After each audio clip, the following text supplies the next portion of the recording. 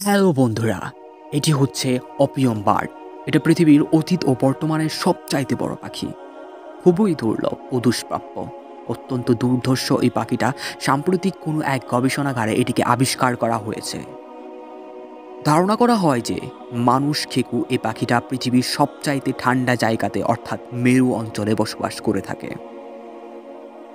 একদল মানুষ পাখিটার পক্ষে এবং আরেক দল মানুষ পাখিটার বিপক্ষে অস্তিত্ব স্বীকার ও অস্বীকার করে থাকেন। ধারণা করা হয় যে পাখিটি দেখতে অনেকটা মানব আকৃতির। এটা মানুষের মতোই দুপা দিয়ে দাঁড়িয়ে থাকতে পারে।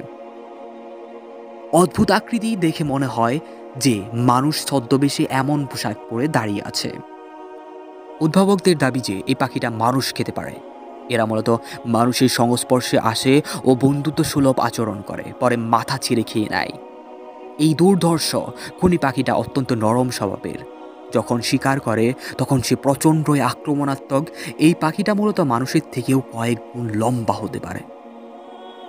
দানব আকৃতির এই পাখিটির দেহে প্রচুর লোম দ্বারা আবৃত থাকে, যা ঠান্ডা থেকে এদের বাঁচতে সহায়তা করে।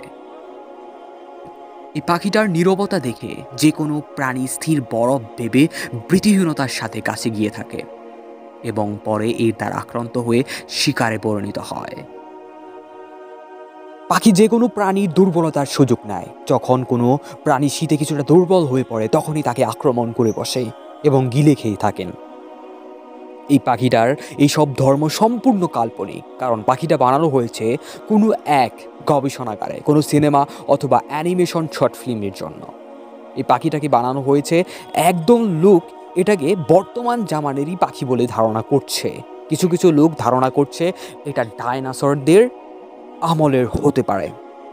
তবে গবেষকরা তাদের ধারণা থেকে বলেন যে পৃথিবীর ইতিহাসে এত বড় পাখি কখনোই ছিল না, তাই এটা সম্পূর্ণ মিথ্যা ও গুজব।